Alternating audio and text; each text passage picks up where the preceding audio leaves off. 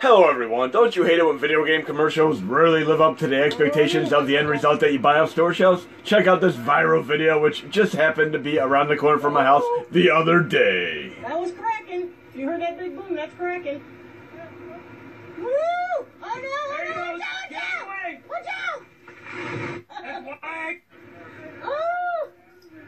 Holy crap! Hey, we have no power now. Yep, power's out! In any case, many times over the years I would see a video game commercial and be deeply disappointed in the end result when I would buy the game. And there are several examples. I'm going to give you one other one today, but I'm going to just, for example, just correlate what I just showed you as the viral video in the making, because Jukin Video actually tried to acquire the rights to an alternate take of that video already, but not this one in particular. But I'm going to load up Timber from 1984, a great Midway game, which happened to be fixed in my last core set update as well. And just think of that commercial just blown away with a tree being knocked down, and then this being the end result of a game. I mean, it's a fun game, but many times your expectations are completely shattered. And I'll give you another example of this in a moment. You can tell this is on pretty much the same hardware as games such as Tapper. Still a pretty fun game and way ahead of its time for when it did come out. But I'm going to give you another example of a video game commercial that I found very, very entertaining. I'm going to go in here and I am running an FFmpeg. It is bin/FFmpeg. And I'm going to load up this other commercial, which pretty much advertised the pole position games. And I find this very, very funny stuff. You'll see it now?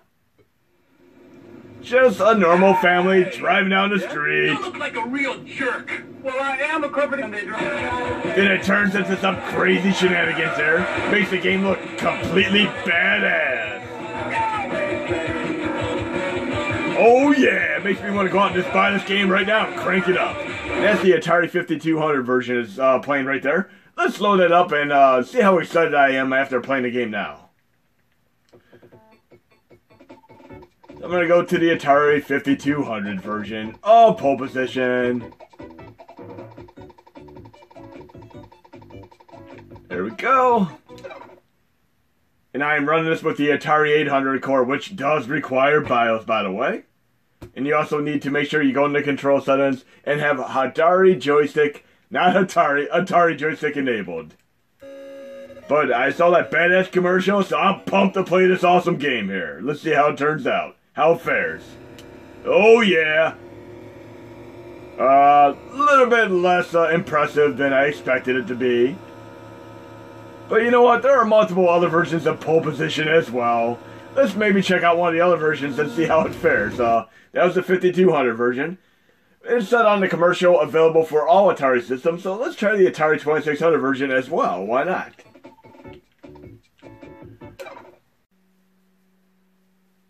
And this was actually my first video game system ever, the original Sears Telegames, previous to the Atari 2600 release. We're checking out pole position on here right now. We're doing a direct comparison of this to the 5200 version. Not too bad. Definitely ahead of its time, and definitely a step up from Pac-Man at the time. Has a nice sensation of speed, but still not quite the arcade-to-home experience I expect. And this happens with a lot of games. Like, I mean, you take a game like Double Dragon and pole position, they're rarely the same experience on the home ports as they are in the arcade version. We're going to load up another version right now. Let's try the Atari 7800 version, pole position 2, which is essentially about the same as pole position 1.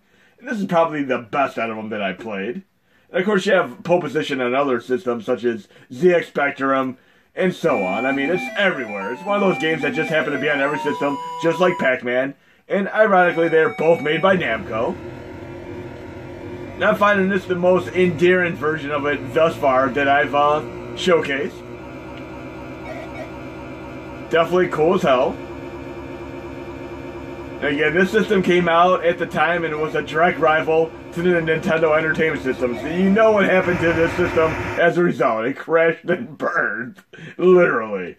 There's one other version that actually came out pretty close to the other Atari 2600 version but it was way leaps and bounds ahead of the time. It was a great vector game, and here you go, Dank Games, one of the vector games in action with the VecX core. Pole Position, Vectrex style. And then we're going to do the arcade version of Pole Position, which is a fantastic game in itself, and definitely the one you're going to want to play out of all these if you're not playing the Atari 7800 version. But this is a great, great core. It is the VecX core. And I love playing these variants that are Vectrex style games. Should we say vector style graphic games?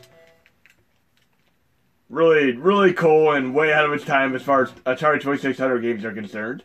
If you tried Night Driver on Atari 2600 and then you play this game, this is definitely a step up from that. And I especially like the crashing and burning in this game. It has a really cool aspect look to it. Much like you'd expect in a game like Hard Driving later on. I'll show you what I mean. This is a truly niche system. Bam! That is really cool as hell. Now we're going to play the arcade version, and let's see how that fares. And there's one little tricky thing you're going to have to adjust to as far as playing the arcade version of Pole Position 1.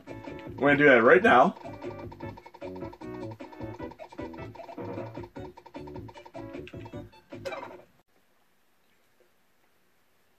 And most certainly, the Atari 7800 version of Pole Position 2 and the arcade version of Pole Position 1 are penultimate examples of the great awesomeness and lineage of Namco as a whole end result. I mean, these games are tremendously amazing, from Pac-Man, Pole Position, Galaga, all the way up to Tekken and Soul Calibur. And listen to this amazing introduction music.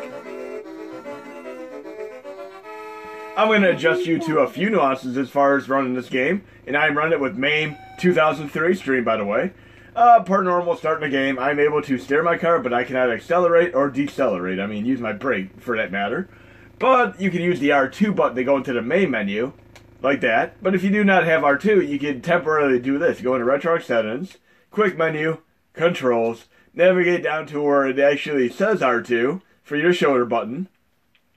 And you can temporarily remap that to R1, get back in game, and then you can push it just like that, go to input this game, and you'll notice that some of the buttons that you need to utilize in order to play this game are key binded to a keyboard, for that matter.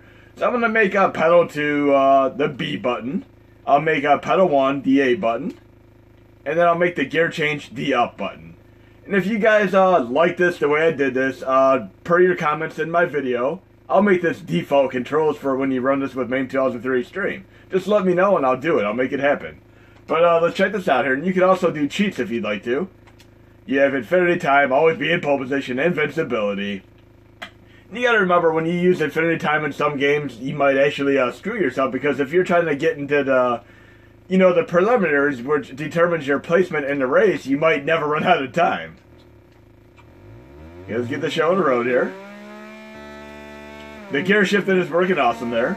And even in games like Castlevania, if you have Infinity Hearts, when you get to the end of the stage, when all the hearts have to drain to give you a score multiplier, you're not going to be able to exit until you actually turn that code off. Just remember that.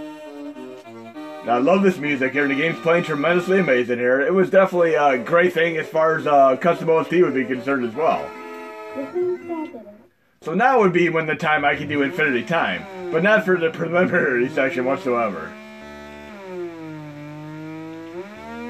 Yeah, I definitely want to have a custom OST for this game. But yes, if you want this to be the default controls, which is A button for accelerate, B button for the brake, and up the gear shift, this is working pretty nicely. This will work on the NES Classic, the SNES Classic controller, as well as on pretty much any other controller for that matter. And of course, if you try games like Zybots, which are equally crazy to configure, I'll do that right now. I'm going to go in the quick menu, low content, Star Trek 3 Dummy. I'll go into the Zybots game, which I'm also going to run with MAME 2003 stream. We'll do that real quick as the final example. And I did showcase this on NES Classic roughly a year or two ago, but I'm going to do it again because these are two games that were definitely ones that I want to have run the way I wanted to have them run. So we're going to do the same thing, run with MAME 2003 stream.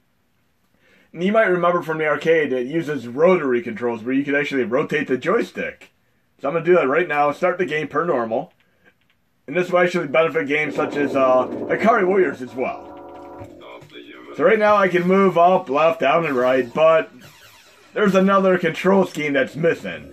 I'm going to go into main menu again, input this game. I'm going to go right down to where it actually has a specific twist right and left for player 1. I'm going to map that real quick. I'll make that R1 and L1. Obviously, if you're doing the main menu, you're going to need the changes, so just remember that. Now I can rotate with R1 and L1. That is awesome, and one of my absolute favorite games. So many of you might have actually played this game without even realizing you can rotate, unless you played this in the arcade legitimately like I did way back. It's a lot like a 3D Gauntlet where you have shortcuts, or you can just go through the stages per normal. Like right there, I could go up there to that thing, or I could actually see a little shortcut here. Look at that awesomeness. Just like something you see in Gauntlet. And again, you can do this in Akari Warriors as well. Awesome. And this is a great 2-player mode activate game as well. But if you have any trouble controlling anything, I mean, be it tubing, Zybots, pole position, and so on, let me know. I might make this default controls in my core set updates. But hope you enjoyed the video, and there'll be more videos to come. And look, I can even upgrade here. That is awesome. Better shield, shots move faster, more shot power. I love this stuff. Great game. One of my favorite all-time arcade games to pick up and play. Great midway game.